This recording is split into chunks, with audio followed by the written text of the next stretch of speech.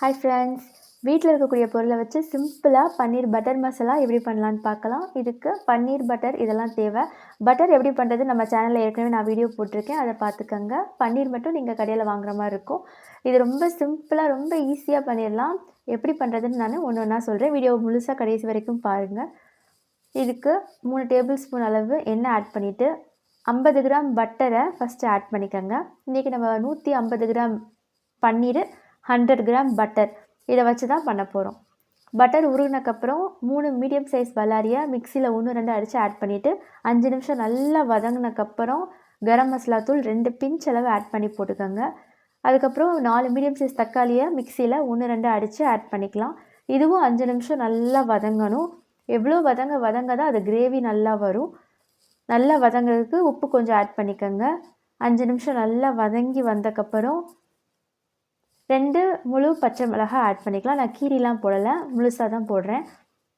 அதுக்கப்புறம் 2 table spoon அளவு இஞ்சி பூண்டு பேஸ்ட் ஆட் பண்ணிக்கோங்க. எல்லாமே வீட்டில் நம்ம ஸ்டாக்கில் வச்சுருப்போம், அதை வச்சு தான் நம்ம பண்ணுறோம்.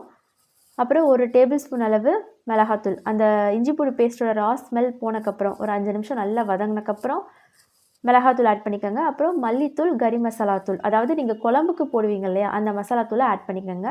தண்ணி சேர்த்து 5 நிமிஷம் இதுவும் நல்லா சிம்மில் அந்த மசாலோட ஸ்மெல் போகிற அளவுக்கு நல்லா வதக்கிக்கணும். ஒன்று நல்லா வதங்கணும். வதங்க தான் அதில் டேஸ்ட் அதிகமாக இருக்கும்.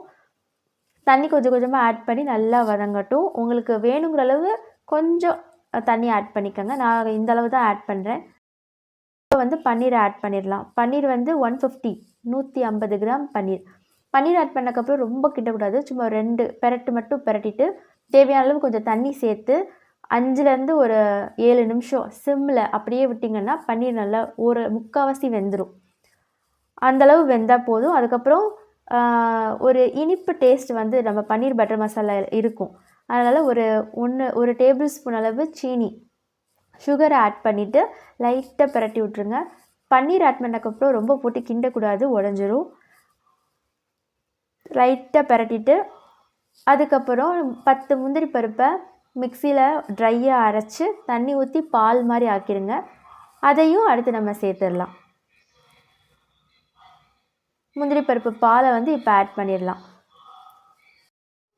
முந்திரி பருப்பு பாலை ஆட் பண்ணிவிட்டு ஒரு 3-4 நிமிஷம் சிம்மில் அப்படியே விட்டிங்கன்னா நல்லா செட் ஆகிடும். அதுக்கப்புறம் கசூரி மீதியை கசக்கி ஆட் பண்ணிடலாம். அதாவது வெந்தயக்கீரை அந்த இதை தான் பவுட்ரு மாதிரி பண்ணியிருப்பாங்க. இது மணத்துக்கு நல்லாயிருக்கும்.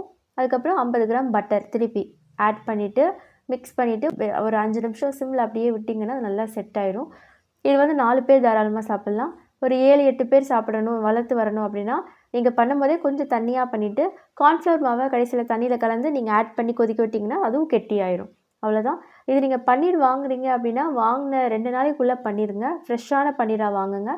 அப்போ தான் பன்னீர் உடையாமல் இருக்கும், முழுசாக இருக்கும். வேக வைக்கும் போது கரெக்டாக வேக வைங்க. இந்த மாதிரி சிம்மில் வச்சு ஒரு 10 நிமிஷத்துக்குள்ளேயே பன்னீர் வெந்துடும் நல்லா. அப்போ அந்த அளவுக்கு வெந்தால் தான் இந்த மாதிரி சாப்பிடும்போது சாஃப்டாக இருக்கும். இந்த அளவுக்கு வெந்தால் போதும். இல்லாட்டினா ஓவர் குக் பண்ணிட்டிங்கன்னா ரப்பர் மாதிரி ஆயிரும் பன்னீர். இது சப்பாத்தி கூட சாப்பிட ரொம்ப நல்லாயிருக்கும். கடையில் பட்டர் நான் கூட கொடுப்பாங்க, அதுவும் சூப்பராக இருக்கும். இந்த வீடியோ பிடிச்சிருந்துச்சுன்னா மறக்காம மம்மம் சேனலை சப்ஸ்கிரைப் பண்ணிக்கோங்க, லைக் பண்ணிக்கோங்க, ஷேர் பண்ணிக்கோங்க. செஞ்சு பார்த்துட்டு எப்படி வந்திருக்குன்றதை கீழே கமெண்ட் பண்ணுங்கள். தேங்க்யூ ஸோ மச் ஃபார் வாட்சிங்.